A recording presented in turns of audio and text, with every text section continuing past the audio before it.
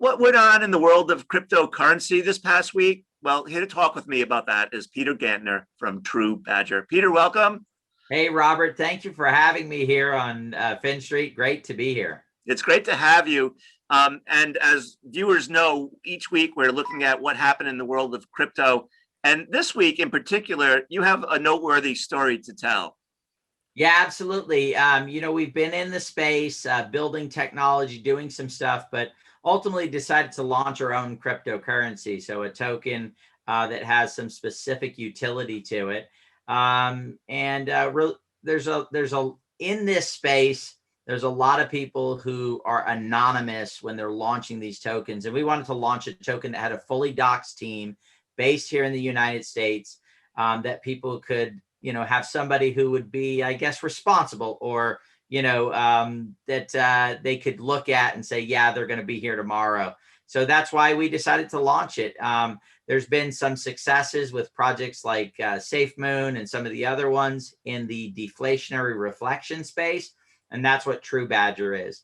We just added utility onto it. So TruBadger is a deflationary reflection utility token that we're putting in the marketplace. All right, so maybe you may have to put that in plain English for me, if you don't mind.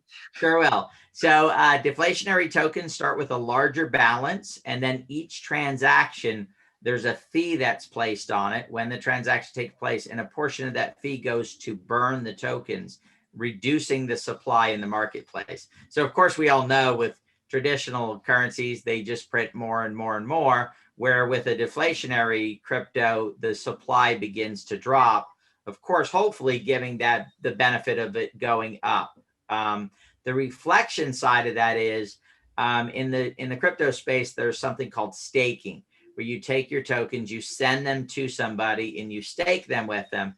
With a reflection token, you don't need to send them anywhere. You hold them in your own wallet, and on every transaction, a portion of that fee goes back to everybody who holds the tokens. So if you're just simply holding your wallet, you're accumulating more of that base token. So in our case, TruBadger, you're getting more of those in your wallet. So by doing what helps the crypto, which is holding on to it, keeping it out of the marketplace, instead of going in and buying and selling it and trading it, you get more tokens along that way.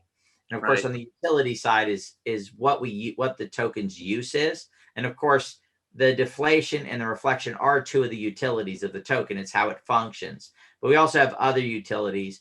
As we launch new projects that will provide services in the crypto space. So we're working on some trading products. We're working on a swap that's going to be very unique. And when we're talking about launching, we actually worked on launching this about a week earlier, but we had a bot attack that tried to artificially raise the value of our token. And so what we've been working on is our site that we'll be launching will prevent bot attacks in the early launch days of tokens. So we found a problem, and now we're working on the solution, and we'll be launching that. And so that'll be one of the projects that TruBadger, so the utility of TruBadger is when that project creates value, a portion of that will be provided to the TruBadger token holders. Right. So obviously you discovered an unmet need in the marketplace. There are hundreds of tokens out there. Everyone's familiar with Bitcoin and ETH and Dogecoin, et cetera. Talk more about the unmet need and how you sort of view your token relative to the other ones that perhaps may be better known at the moment.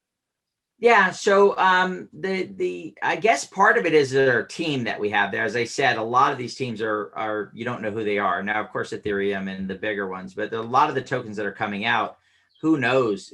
Could be a great person in another country that's behind it, or it could be somebody with nefarious purposes, right?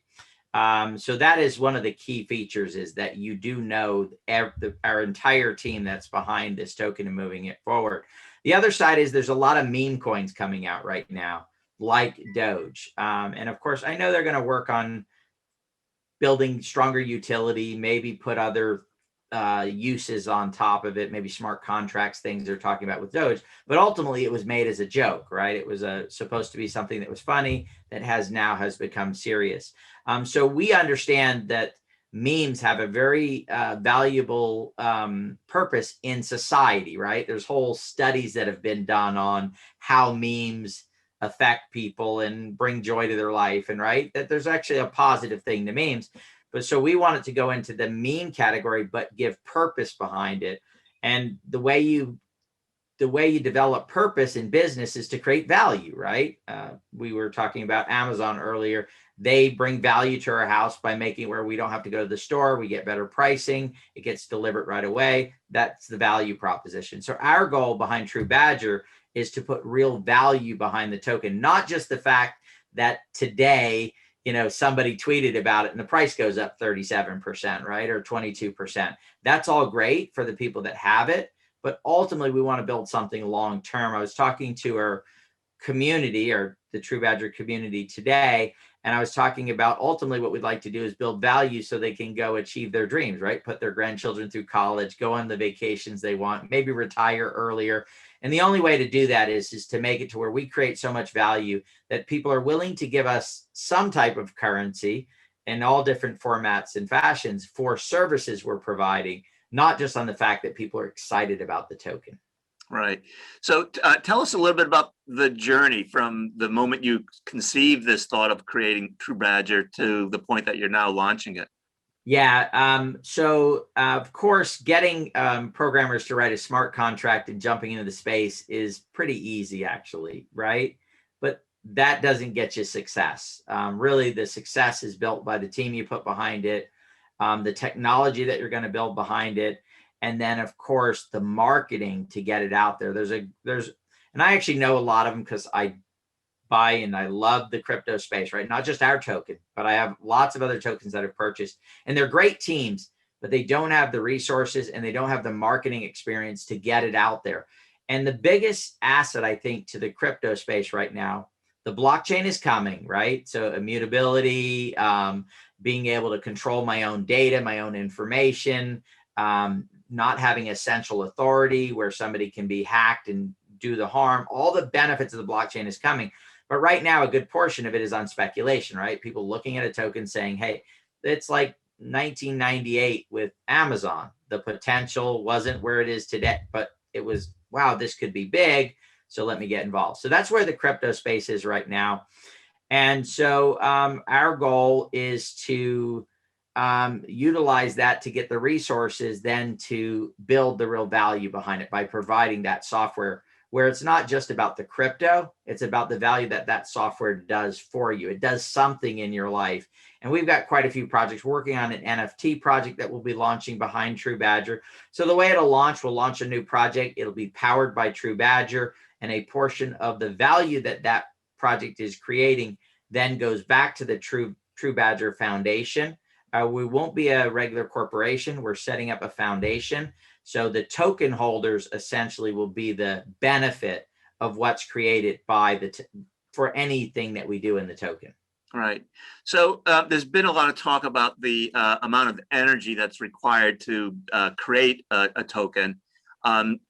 Is that true with TruBadger or? No, so we're a proof of stake token, not a proof of work. So where the energy consumption comes in, of course, is in proof of work. So that is Bitcoin right now. It's Ethereum as a proof of work right now, moving towards a proof of stake for that purpose. So I'm more of a fan of proof of stake than proof of work. One of the issues with proof of work is miners.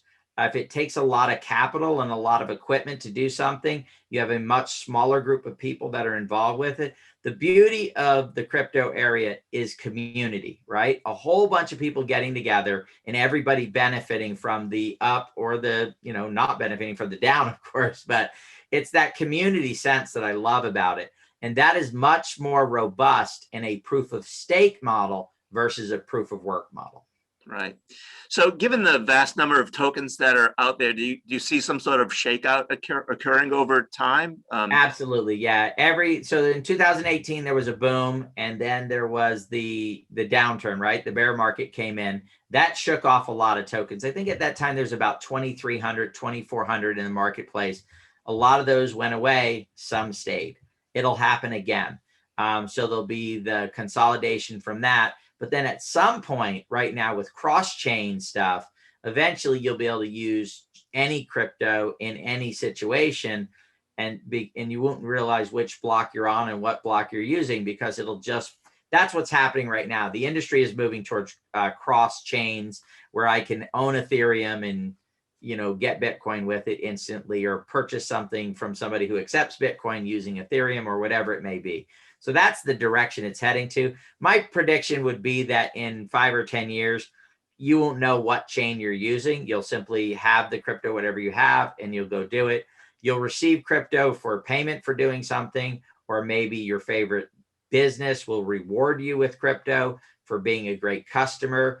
Maybe there'll be different ways but you'll be able to just go take that and spend that very easily, or trade it, right? Swap it for goods and services in a pretty efficient way. So the market will definitely change from where it is today in a big way. Right. So when you talk about the future in that regard, I think about currencies having some stability behind them, not necessarily going up 10 or 20 or 30% in one day and down the next.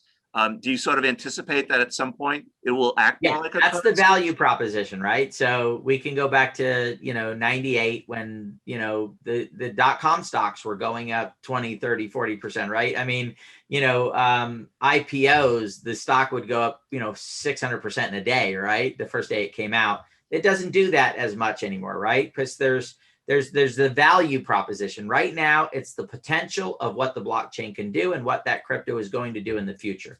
In the future, it will come down to traditional business things. How much revenue are they bringing in? What value do they provide?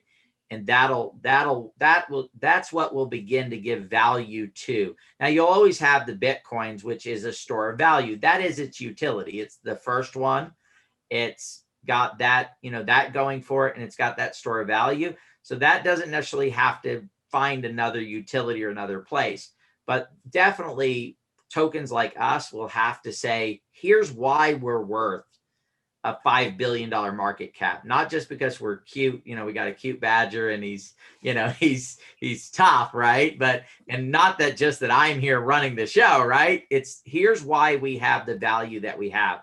And that, of course, will stop these giant spikes, the ups and downs from being. And part of that is getting a lot more people involved. So the crypto market's pretty good size, but really it's several million people in the world, right, are driving it. Those are the enthusiasts that buy and sell and trade. Once it becomes hundreds of millions and billions of people involved, that'll bring some stability as well, because it's not consolidated.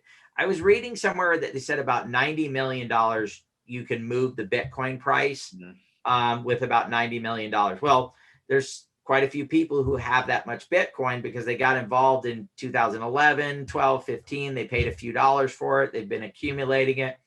That'll change, though, over time, where it'll take way more Bitcoin to move the market, and there'll be way more people holding it. So I think that'll bring a lot of stability to the market. So value, stability, and then, of course, getting back to regular business principles that set the value of the tokens. Yeah. Talk a little bit about what I view as the cross currents in the market. We have, on the one hand, companies like Mass Mutual and New York Life investing in crypto. And then you also have some very big name people like Jamie Dimon and others sort of taking a contrary point of view. And so there's no consensus perhaps yet among institutions around the future. Yeah, I think if you look at it from just crypto, you can have a negative perspective of it. It's like, wait a minute, you sit down at a computer, you write some code, and all of a sudden there's this new thing. If you look at it from the blockchain perspective of the value that the blockchain will do, and by the way, some of those people don't want decentralization, right? They make their money and their base is on centralization. They like centralization, right? Because it benefits them. Decentralization will harm their current business model. They'll have to redesign, and they're smart people. They'll figure out, most of them will figure out some way to benefit from it. But they'll have to redesign and refigure it out. And I think that's part of it. Sometimes we don't want to look at the facts or the truth of things, because the facts and the truth don't go in our direction, right? And so I think that's a lot of it. I think the fact that people like PayPal are getting fully behind this, Visa now is going to have it, MasterCard. This has gone past the point of, is it going to happen or isn't it going to happen? I guess the real answer, the real question is how is it going to happen? How fast is it going to happen? And how do we make it to where it doesn't harm a lot of people in the process, and that we can do it in the best way possible? And I hope that's from the industry itself, the people in blockchain that get together and say, let's regulate ourselves. Let's figure out what are win-win situations and start focusing more on, Susie down the street who's going to get some crypto, and maybe it's her paycheck or maybe it's from some other means, and that it doesn't today, it's worth $50. She goes to the store tomorrow to purchase something with it, and she only has $21. So now she can't feed her family. So hopefully we'll be able to come in and come up with creative ways to stabilize and get that where there'll always be fluctuation, right? There's fluctuation in every currency, but we can get that down to where it's a smaller amount to where we can start to believe in it as a currency. One of the beauties of the blockchain that I see where the real value comes in is microtransactions. So when I was a kid growing up, I thought I was in school and they said there's 7 billion people on the planet. So I've always been entrepreneurial. I think I was born that way. And that's all I've ever wanted to do is run businesses and start them and do that type of stuff. And I thought 7 billion people. And I was pretty good at math. I went at a penny. That's $70 million, right? I just got to figure out how to get a penny from every person. And people walk by pennies, right? They got them in their couches. They got them sitting in their car. You got the cup in the middle with all the pennies sitting in it, right? Everybody's got 40 or 50 of them. I just need one from each person and I'm good. Well, it wasn't possible. But with the technology and blockchain, I could possibly someday get a penny from, I can provide a service, create something that provides value. And because of microtransactions, I can collect 1 penny from each person on the planet, right, by providing that service, and I can make that dream come true. And, so that's part of it. I mean, with the blockchain, with future technology, 1 penny can get split between 10 people. You can get a tenth of a penny. I can get a tenth of a penny. We get Susie a tenth of a penny.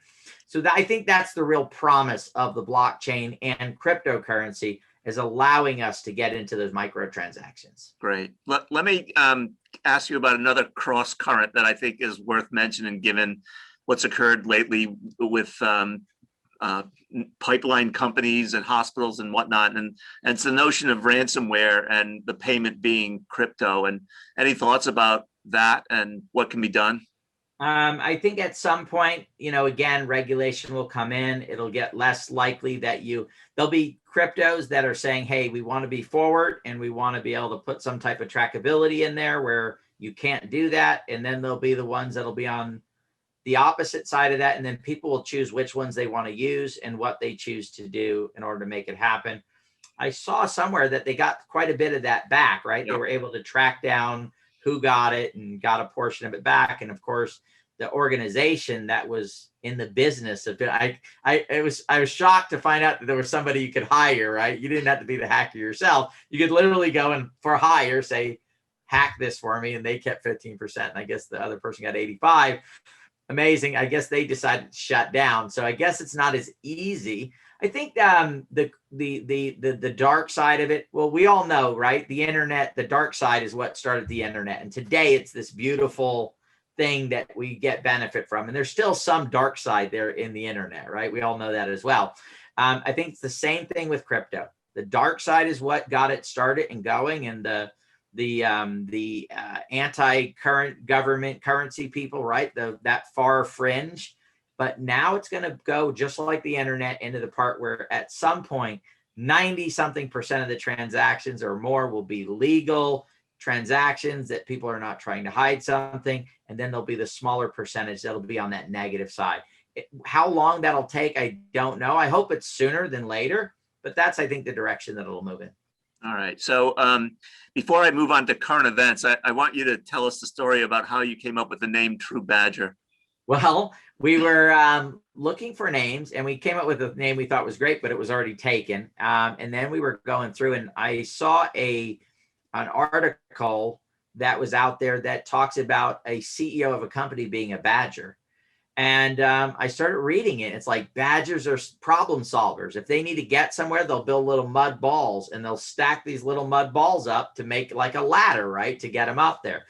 They have no fear. I mean, a badger will take on an elephant, right? Somebody that, they're ferocious. Yeah. Yeah.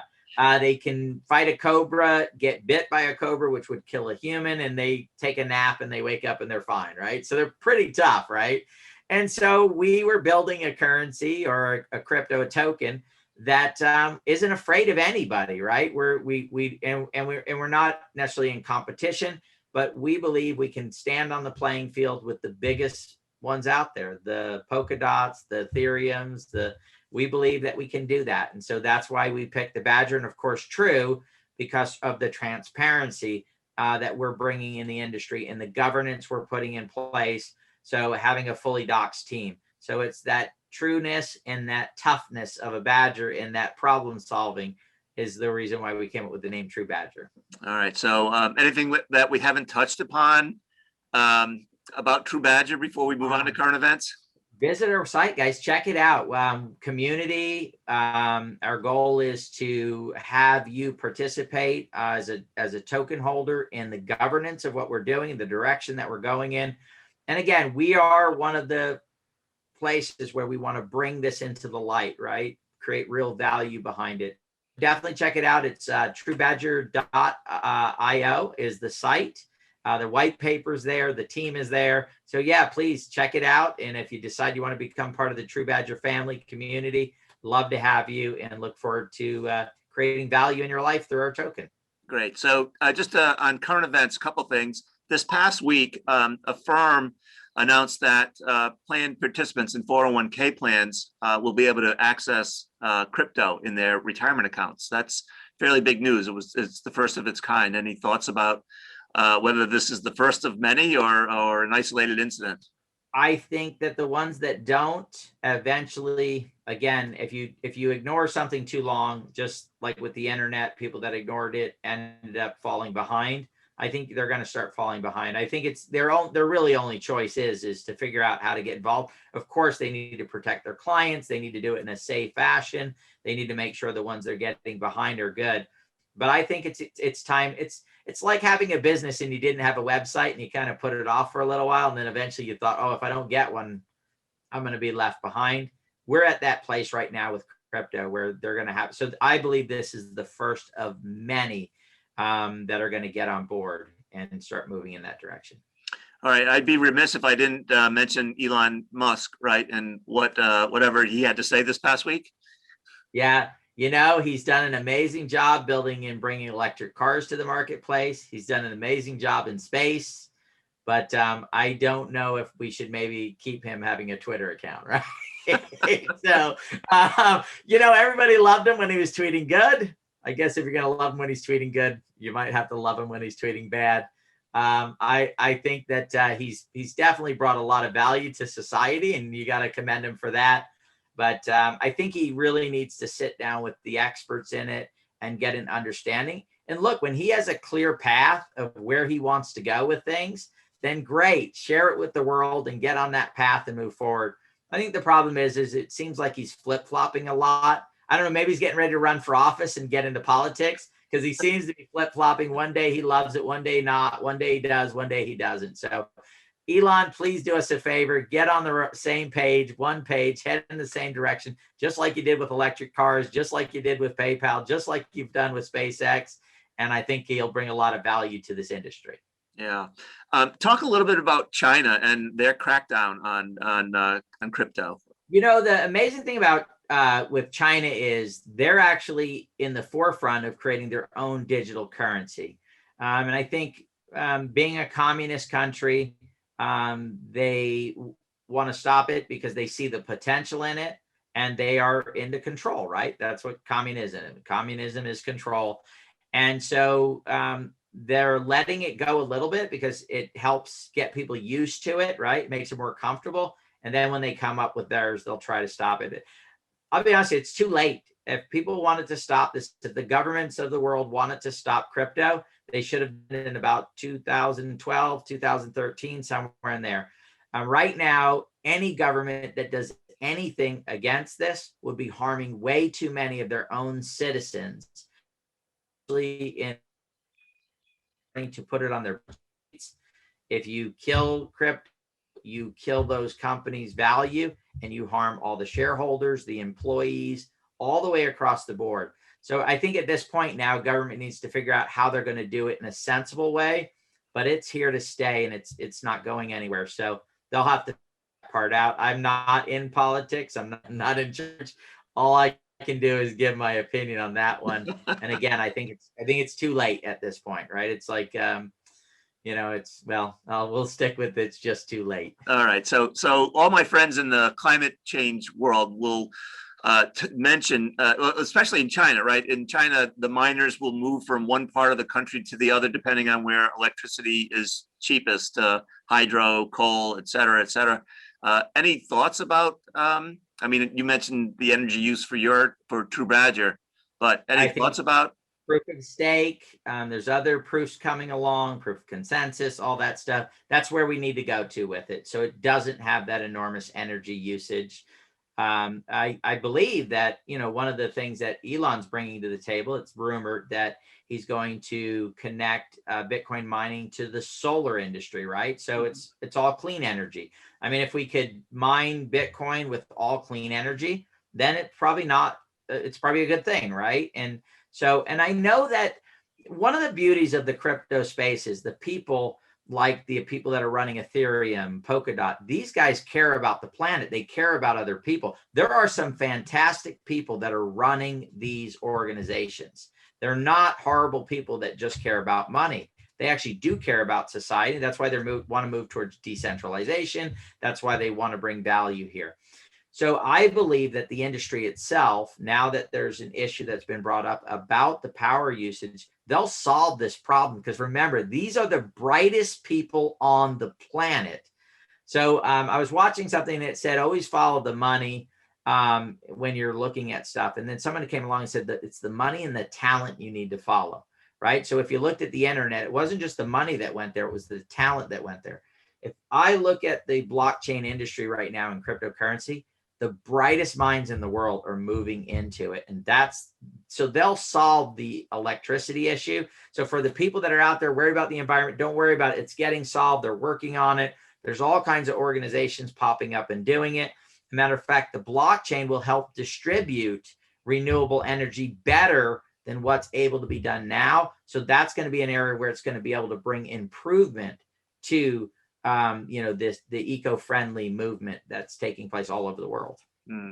So what happened in the world of crypto that caught your attention this week? The last couple of weeks has been pretty crazy, right? It was going up and then it came back down, and then it looked like it was going to start recovering yesterday, and then it went back down. So I think right now it's kind of in a holding pattern. People don't know which way to go, and we're going to have a couple weeks more of this sideways action. And then, more than likely news will determine if a lot of good news comes out. As you were saying, one of the organizations that came out and said they're getting into it, once that stabilizes, then we'll be back into the bull market. At least that's my hope, right? Notably is, I guess, as you said, the one organization that came on board, there was another, Token has announced a partnership with a company. I believe they're bringing like $150 to $175 billion into the crypto space. So I guess the biggest news is that there's a lot of traditional money that's moving into the space, which should help stabilize it and get us back onto the bull run that we were on for the first 4 or 5 months of this year. All right. Well, Peter, I want to thank you for being our first guest on This Week in Crypto, and hopefully you'll be a regular. And I hope you'll have me back. Yeah, I hope I didn't screw up too much, and you go, well, we don't want him back again, right? No, you're going to become a regular. You passed the test, so awesome. Thanks so much. Very good. Thank you for having me, Robert.